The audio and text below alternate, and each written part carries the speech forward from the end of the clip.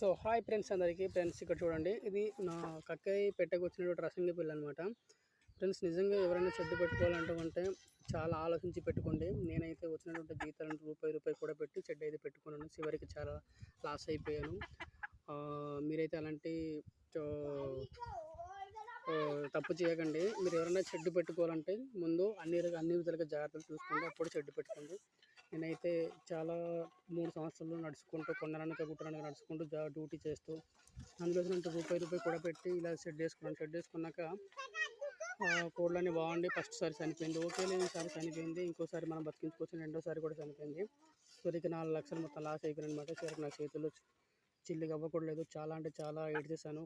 వారం రోజులు అలాగే, వారం రోజులు కాదు ఫ్రెండ్స్, నెల రోజులు అలాగే ఏడ్చుకుంటూ సరిగ్గా తిండి తినకుండా బక్కగా అలా అయిపోయి నేను చాలా బాధపడ్డాను. సో ఫ్రెండ్స్ ఇలా సపోర్ట్ చేయండి ఫ్రెండ్స్, సబ్స్క్రైబ్ చేసుకొని నాకు ఛానల్ పరంగా సపోర్ట్ చేయండి. మళ్ళీ